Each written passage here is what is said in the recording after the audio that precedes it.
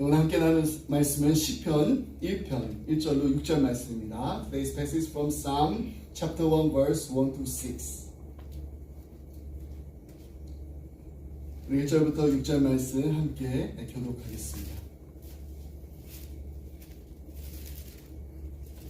복 있는 사람은 악인들의 꾀를 따르지 아니하며 죄인들의 길에 서지 아니하며 오만한 자들의 자리에 앉지 아니하고 오직 여호와의 율법을 좋아하여 그의 율법을 주의하여 묵상하는도다.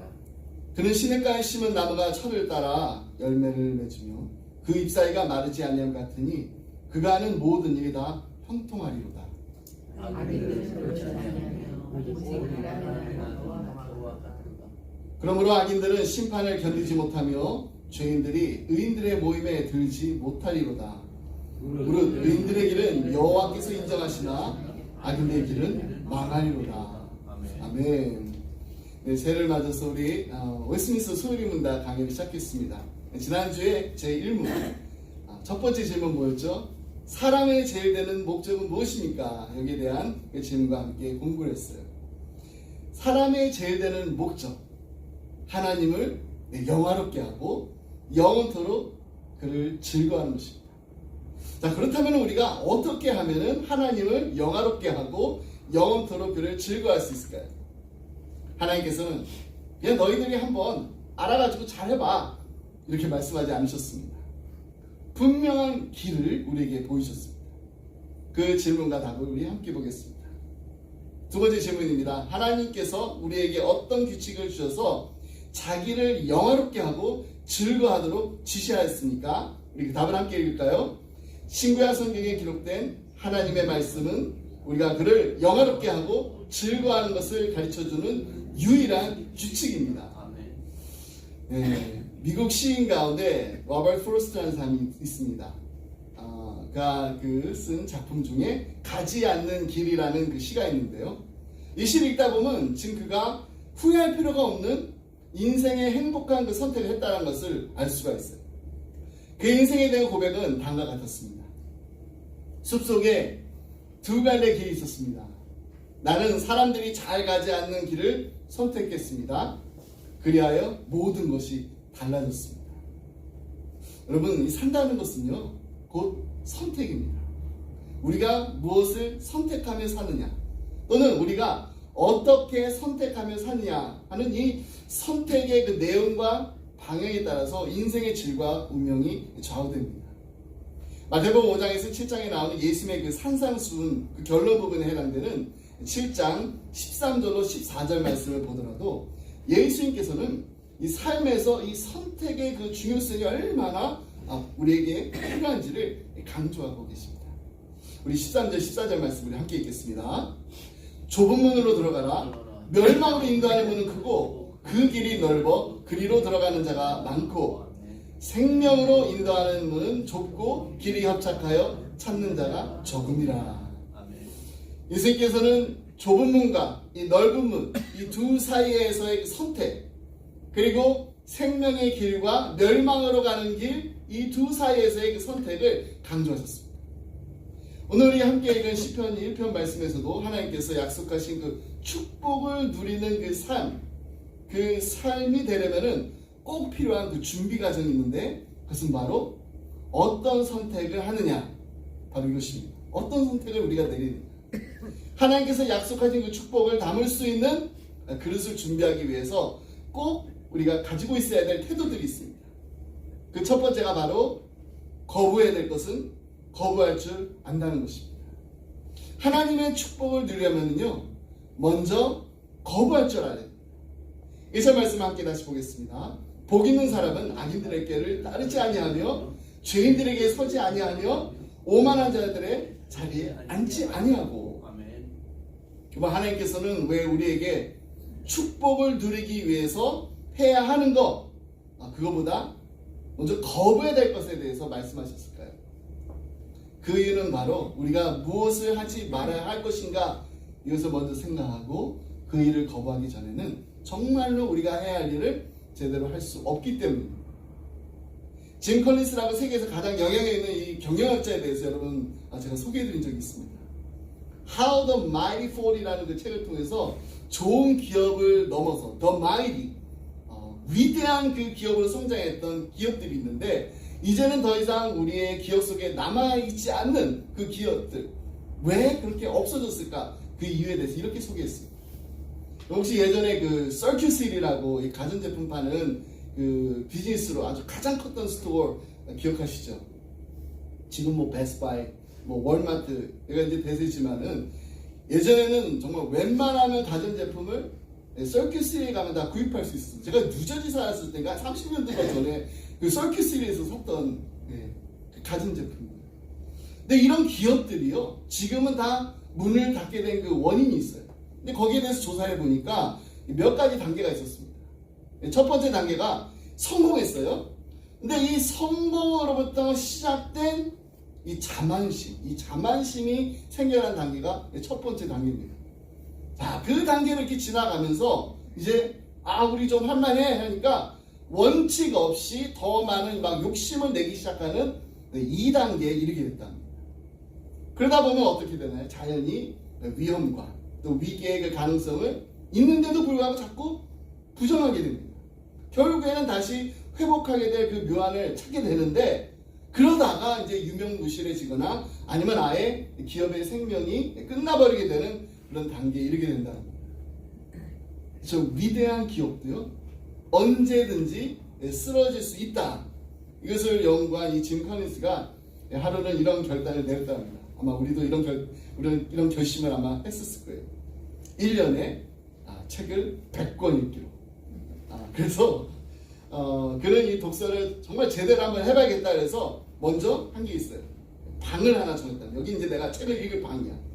그리고 그 방에서 책을 아주 집중해서 볼 수 있도록 전등도 설치하고 또 의자도 편안한 곳으로 새로 구입했습니다. 이렇게 새롭게 막 시작하면서 막 새로운 걸 이렇게 하나씩 준비했어요. 그런데 자신이 기대했던 것만큼 이게 잘 진행이 되지 않는 거예요. 분명히 뭔가 이유가 있겠다 싶어가지고 이 짐 커린스가 아내와 함께 곰곰이 생각했다. 목적을 이루는데 방해가 되는, 거부해야 될 것이 무엇이 있는가? 그게 분명히 있는데 그게 무엇일까? 그때 그가 내린 결정이 무엇이었을까요? 그것은 바로 TV 보지 않기였습니다. TV. 요즘 같으면 내 폰으로 뭐 유튜브 보지 않기. 그래가지고 그 처남한테 전화를 했습니다. 자기 집에 있는 모든 그 TV를 다 공짜로 줄 테니까 가지고 가라고 했어요. 근데 여기에는 조건이 있었습니다. 어떤 조건이었냐면은 다시는 그 갖고 간 TV를 돌려줘서는 안 된다라는 거예요. 이 결정을 하고 나서 이 짐 커린스가요, 그 책을 읽는데 독서 효율이 막 2배, 3배 이상 이렇게 올라갔다 합니다. 이게 바로 거부해야 할 것은 거부해야 한 선택의 결과였습니다. 새해를 맞아서 우리 정규인이 함께 성경 읽덕에 이제 참여하고 있어요. 저희 가정에서도 제가 매일 아이들에게 이렇게 질문합니다. guilty feeling 주려고 하는 게 아니라 그냥 Did you read the Bible today? 오늘 성경책 읽었어? 매일 풀어. 저는 이제 올해 ESV 그 성경을 읽고 있어요. 지난 이제 3년 동안 제가 이제 영어로 된 그 성경을 해마다 이렇게 다른 그 번역본을 이렇게 정해서 읽었는데 ESV에 사용된 그 영어 표현을 읽을 수 있다고 생각해서 읽었는데 생각보다 이게 쉽지가 않더라고요. 우리 교회 지금 뒤에 있는 그 성경이 ESV 번역입니다. 그럼에도 불구하고 매일 아침 이제 눈을 뜨자마자 가장 먼저 성경책을 펼칩니다. 30분이면 리딩 지저스 그 성경 읽독 스케줄에 따라서 정해진 분량을 읽을 수가 있어요. 근데 사실 제가 해보니까 30분 더 돼요. ESV 성경을 읽어보니까 한 40분 정도 읽어야 돼요. 근데 밤에 이제 잠자리에 들기 전에 제가 읽는 책이 있어요. 교리 묵상집 읽고서 이제 기도하면서 하루를 이제 마무리합니다. 케빈 드영 목사님 쓰신 매일 교리라는 책인데 소율이 문답 이 강의를 준비하는 참 많이 도움이 되고 있습니다. 무엇보다도 잠자리에 들기 전에 우리 보통 많이 하잖아요. 이렇게 휴대폰 보잖아요. 휴대폰 내려놓고 조용히 하루를 돌아보면서 묵상하고 기도할 수 있다는 거, 이게 참으로 감사합니다. 그래서 저는요, 이 하나님과 대면하는 행복한 시간, 제가 혼자 기도하면서 사용하는 표현이 있습니다. 하나님과 독대하는 시간, 원온원 그 타임. 이 시간을 온전히 누리기 위해서 정해놓은 게 있어요. 매일 밤 10시 이후에는 휴대폰 보지 않기. 이걸 실천하려고 지금 노력하고 있습니다. 우리가 정말로 하나님께서 약속한 이 축복 마음껏 누리기를 원한다면요, 우리가 정말로 거부해야 될 것은 거부하는 그런 결단을 내려야 돼요. 결심만 이렇게 가지고 있어서는 안 돼요. 결심을 했으면은 결단을 해야 돼요. 끊을 것은 끊고, 또 매듭질 것은 또 매듭짓고, 또 내려놓을 것은 또 이렇게 과감하게 내려놓고. 그렇다면 우리가 무엇을 거부해야 될까요? 오늘 시편 기자님이 아주 분명하게 이렇게 말씀하고 있습니다. 1절 말씀을 다시 한번 보겠습니다. 복 있는 사람은 악인들의 길을 따르지 아니하며 죄인들의 길에 서지 아니하며 오만한 자들의 자리에 앉지 아니하고.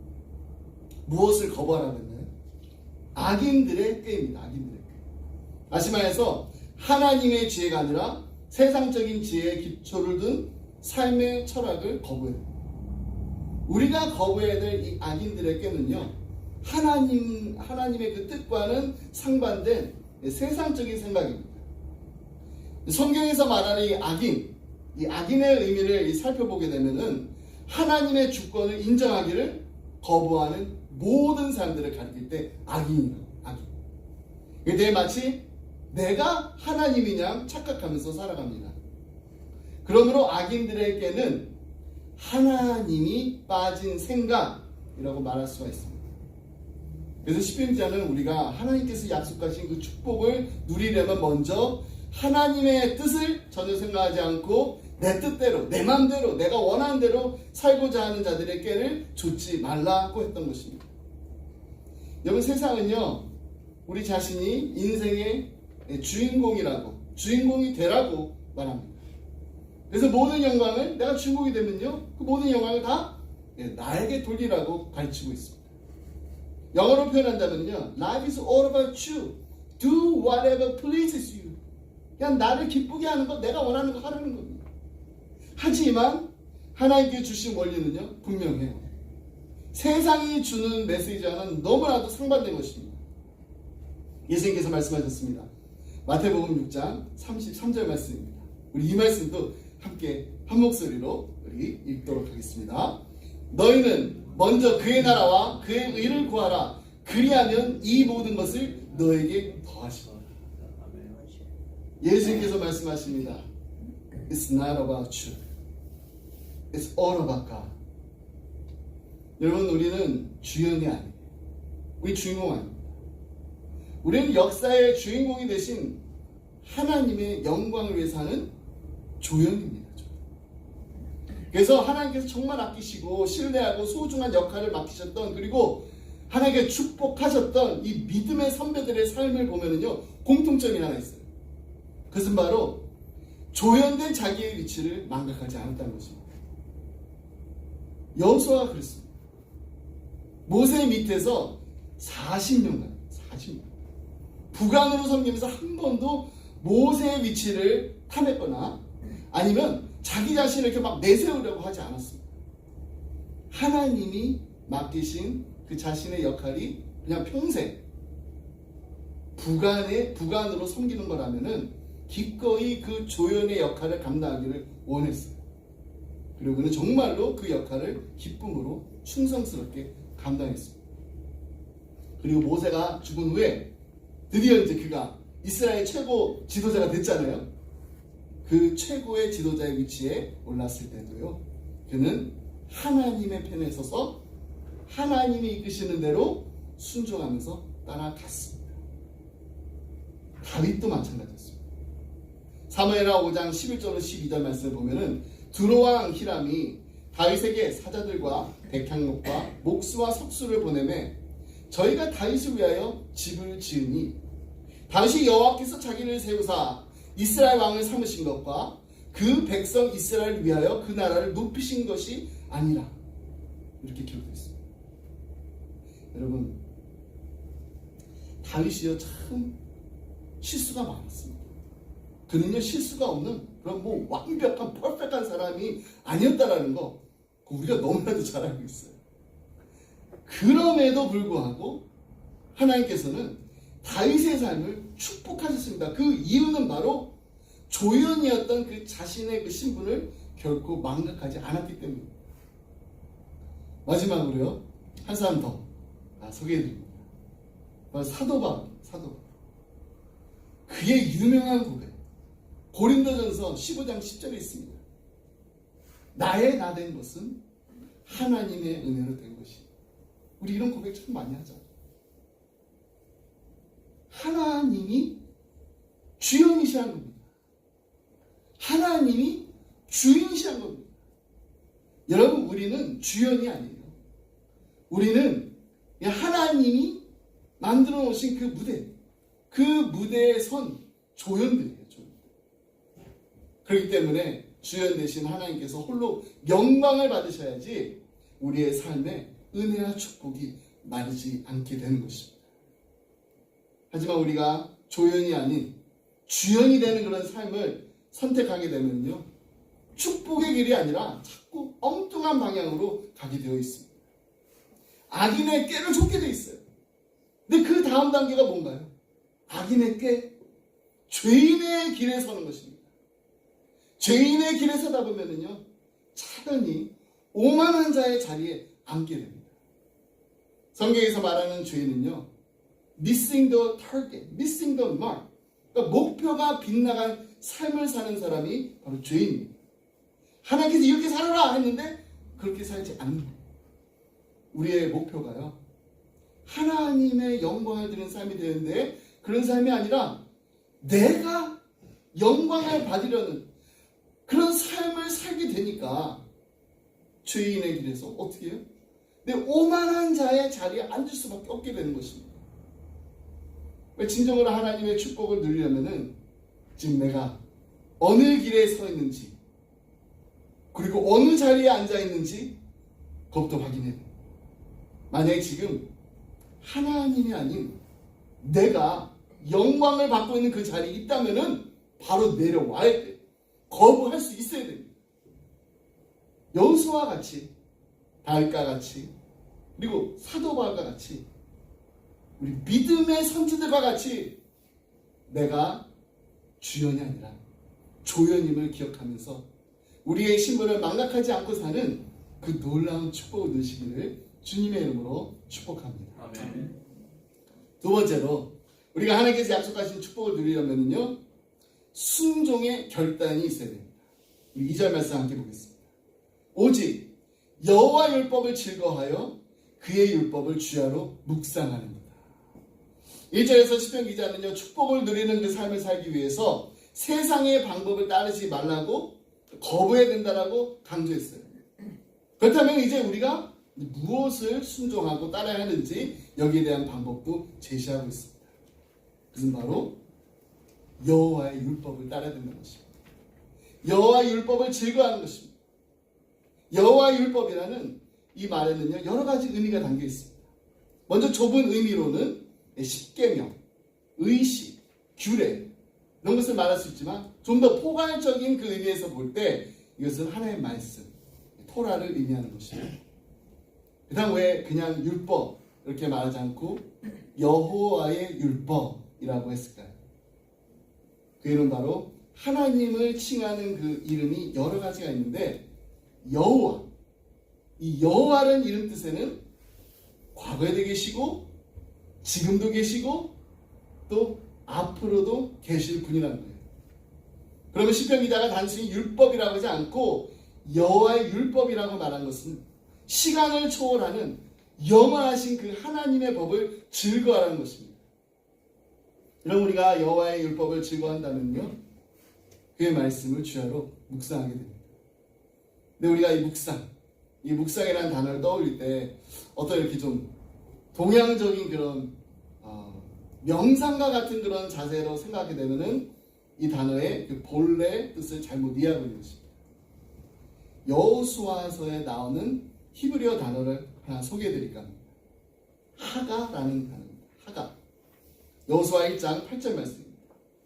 이 율법책을 내 입에서 떠나지 말게 하며 주야로 그것을 묵상하여, 하가하여 그 안에 기록된 대로 다 지켜 행하라. 그리하면 내 길이 평탄하게 될 것이며 내가 형통하리라. 오늘 우리 함께 읽은 시편 1편에서도요. 주야로 율법을 묵상한다고 했을 때 이 단어 하가가 사용됐습니다. 근데 그와 동일한 이 단어가 이사야에서 보면은 31장 4절에서도 사용되고 있어요. 큰 사자나 젊은 사자가 자기의 먹이를 웅크리고 으르렁거릴 때에, 근데 여기서 으르렁거린다는 이 단어가 바로 하가예요. 하가. 그래서 우리가 하나님의 말씀을 대할 때, 하나님의 말씀 우리가 묵상할 때 가져야 되는 자세를 말합니다. 하나님의 말씀이 너무나 재밌어가지고, 말씀이 너무너무 좋아가지고 그 말씀을 놓치지 않으려고, 빼앗기지 않으려고 꽉 붙잡고 으르렁거리면서 계속해서 말씀을 읽고 또 읽으면서 말씀 묵상하고 말씀만 꼭 붙잡고 나간다는 뜻입니다. 근데 이 하가한 단어에는요, 이런 의미도 있어요. 마구 소리를 지른다. 이스라엘 방문하게 되면은 해당에서 이 토라를 읽는 그 유대인들이 지금도 이렇게 성경을 묵상할 때 몸을 이렇게 앞뒤로 흔들면서 있는 힘을 다해서 소리를 질러가면서 말씀이 읽는 것을 볼 수가 있습니다. 옛날에 저는 서당을 다니지 않지만 우리 여기 계시면 서당 다니신 분은 없죠. 네, 서당에서 큰 소리로 하늘 천 따지 이렇게 하잖아요. 천자문 배우고 사서담경을 이렇게 읽었던 것처럼 이 묵상이라고 해가지고 그냥 조용히 성경을 읽는 것이 아니라 아주 큰 소리로 힘을 다해서 소리를 내서 읽는다는 거, 이게 또 묵상의 뜻이다. 이것은 곧 내가 얼마나 하나님의 말씀을 소중히 여기며 그 말씀대로 순종하며 살고자 하는 이 강력한 의지가 있는지를 나타내는 것입니다. 그래서 복 있는 사람은 여호와의 율법을 즐거워하고 그 율법을 주야로 묵상할 뿐만 아니라 시냇가에 심은 나무가 풍성한 열매를 맺는 것 같이 계속해서 열매를 맺는 풍성한 인생을 살게 되는 것입니다. 오늘 지난 8년 동안 우리 말씀 묵상하면서 날마다 우리에게 주시는 영혼의 만나가 있다는 것, 이게 얼마나 큰 축복인지를 우리가 경험하고 있습니다. 근데 우리가 큐티를 하면서 말씀 묵상을 하면서 기억해야 아주 중요한 그 사항들 중에 한 가지가 있다면은 그것은 바로 하나님의 말씀은 우리에게 하나님의 사랑을 담은 편지라는 것입니다. 또 하나님 말씀일 때 그렇게 오늘 나에게 주시는 사랑의 메시지는 무엇일까? 그 때문에 우리는요, 말씀 묵상할 때 어떤 규칙이나 규범이 아니라 정말 하나님이 말씀하시고자 하는 것, 그 의미가 무엇인지 그 본질을 깨달아야 됩니다.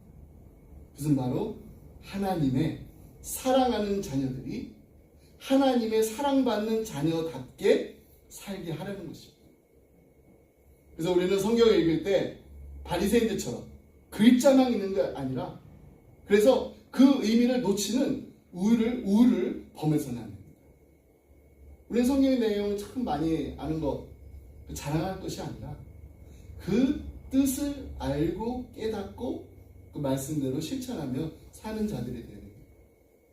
제가 계속해서 이런 말씀 드립니다. 저한테도 그런, 기도할 때 그런 마음을 갖고, 하나님, 우리가 성경에 밑줄 긋는 것 같지만 성경에 밑줄 긋는 것이 아니라 말씀이 나의 삶에, 우리의 삶에 밑줄 긋게 하여 주옵소서. 아멘. 요즘처럼요, 성경 이해하기 쉽게 풀어놓은 책이 얼마나 많아요? 성경 가르치는 뭐 세미나 가지 하나 됩니다. 뭐 유튜브로 다 볼 수 있어요. 부흥에 너무나 풍성에 넘치는 이런 정말 진정한 하나님의 말씀은 너무나도 많이 들리는 홍수 같은 그런 시대에 살고 있는데, 진정한 하나님의 말씀을 정말 실천하고 있는 그런 사람들을 보기가 어려운 이유가 무엇일까요? 주일에 여러분 이렇게 교회 나오잖아요. 이렇게 주보 보십니다. 그런 얘기 하시잖아요. 설교 본문 제목만 봐도 오늘 목사님이 어떤 설교를 하시는지 알겠다. 여러분, 그만큼 우리가요 성경 박사가 됐습니다. 그럼에도 불구하고 말씀을 읽고 말씀을 듣고서도 변화되지 않는 삶을 사는 그 이유가 있다면 그 이유는 무엇일까? 그것은 바로 말씀의 의미를 읽지 못하고 그 본질을 깨닫지 못하기 때문입니다. 예수님께서는요, 구약 전체를 암송할 수 있는 그 바리새인들을 향해 가지고 너희가 성경의 기록을 읽지 못했느냐 이렇게 책망하셨어요. 그 다음 오늘날처럼 이 말씀이 홍수를 이루고 모두가 성경의 박사가 되었는데도 그 뜻을 실천하는 이가 적은 이 시대에 주님께서는 우리를 향해서 어떠한 책망을 하실까요? 마태복음 13장 15절에서 주님이 이렇게 말씀하셨습니다. 이 백성들이 마음이 완악하여져서 그 귀는 듣기에 둔하고 눈은 감았으니 이는 눈으로 보고 귀로 듣고 마음으로 깨달아 돌이켜 내게 고침을 받을까 두려워함이라고 하입니다. 이 말씀을 우리가 다시 깊게 묵상해 보면은 마음이 완악한 자들은 듣기에 둔하고 눈을 감아 볼 수 없는 자들이지만은 눈으로 보고 귀로 듣고 마음으로 깨달아 돌이키는 자는 주님으로부터 고침을 받을 수 있다라는 축복의 말씀입니다. 우리가 진정으로 말씀이 이끄는 삶을 산다면은 분명한 삶의 변화가 있습니다. 열매를 맺게 될 줄 믿습니다. 말씀을 눈으로 보고 귀로 듣고 마음으로 깨닫기 때문에 살아 운동력이 있는 생명의 말씀이 나의 말씀이 되는 것입니다. 오늘 시편 기자가 표현한 것처럼 물가에 심기운 나무가 다른 나무보다 더 열심히 노력했나요? 그렇기 때문에 더 많은 열매를 맺었나요? 아닙니다.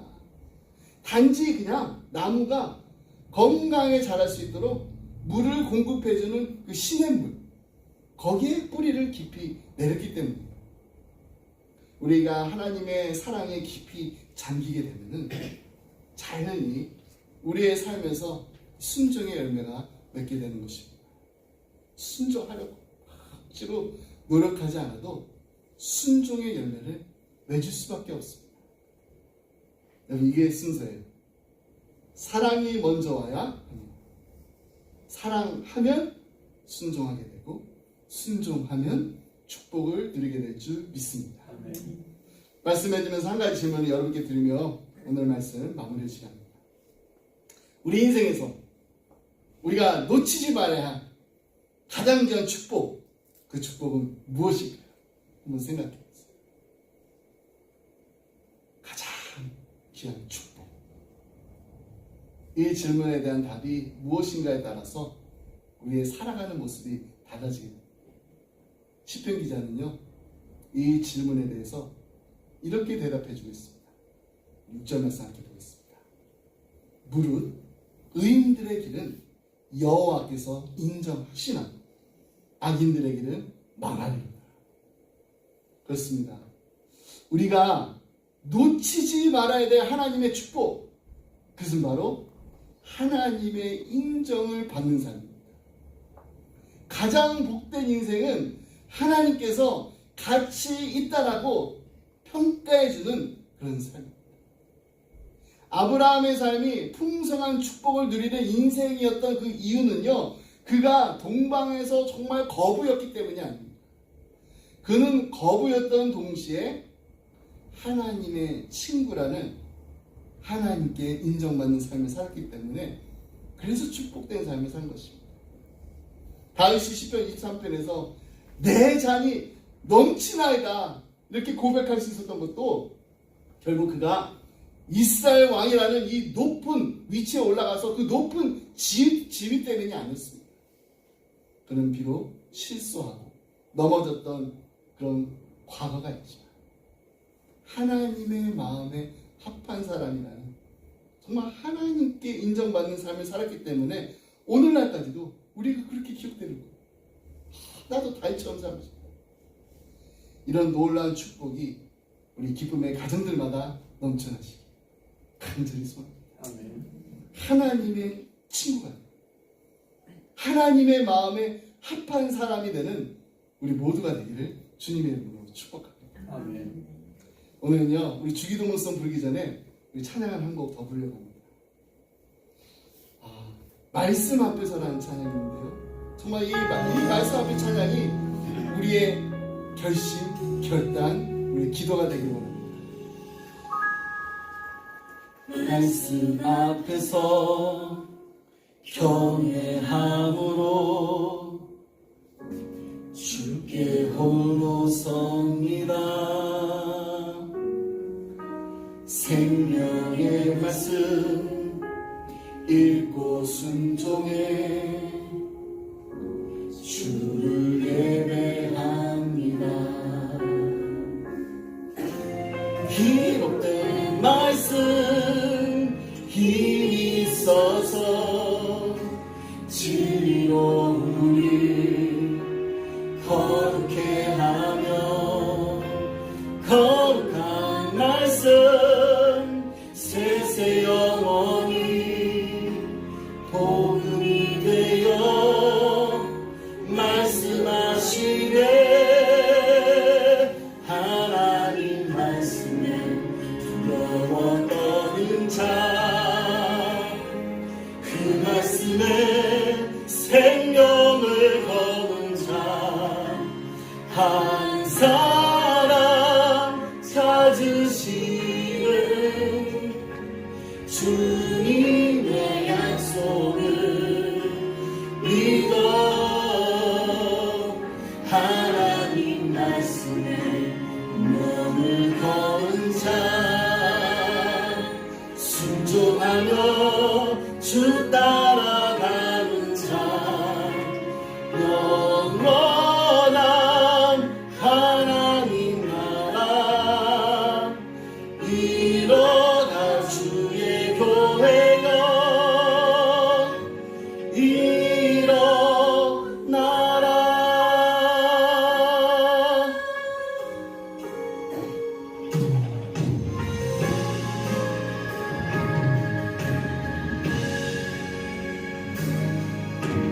말씀 앞에서 경외함으로 주께 홀로 섭니다. 생명의 말씀 읽고 순종해 주를 예배합니다. 기록된 말씀 힘이 있어서 진리로 우리 거룩해 하며 거룩한 말씀 세세 영원히 복음이 되어 말씀하시네. 하나님 말씀에 두려워 떠는 자, 그 말씀에 생명을 거는 자, 한 사람 찾으시는 주님의 약속을 믿어.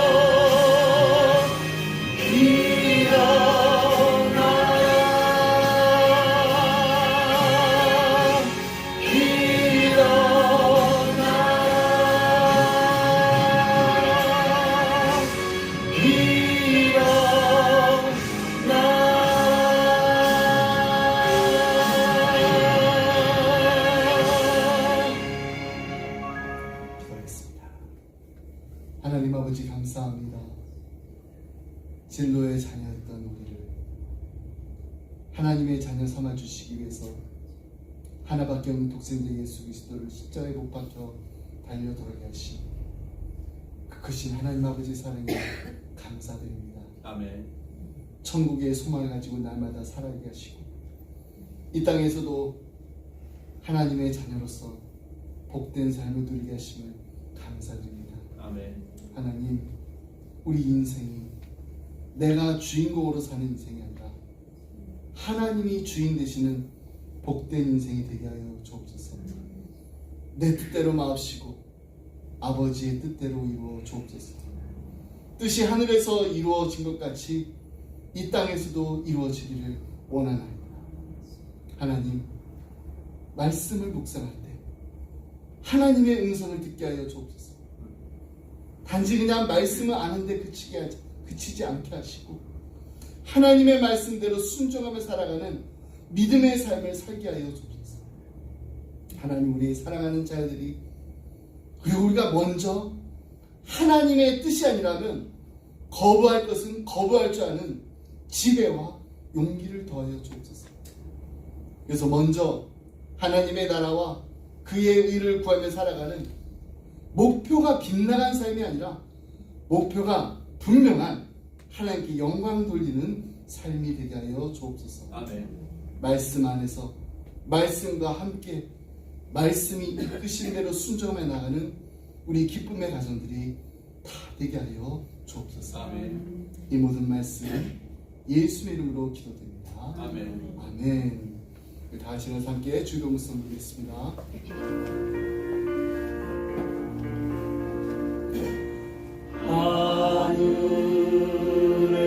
하늘에 계신 아버지 이름 거룩하사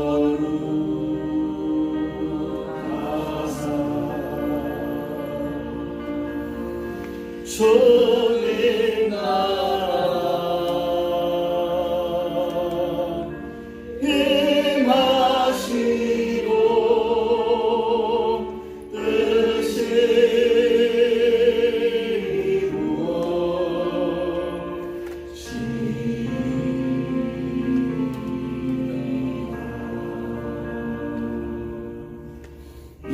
일용할 양식 주시고 우리들의 큰 죄 다 용서하옵시고 모든 시험에 능하시고 악에서 구원하소서. 내게 주의 나라 주의 권세 주의 영광 영원히 아멘.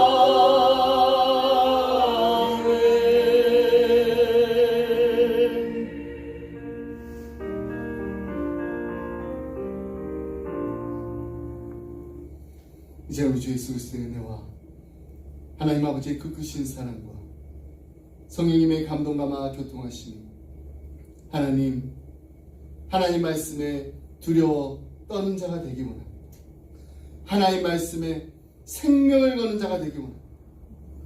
하나님의 말씀에 순종하며 주님을 따라가는 자가 되기 원합니다.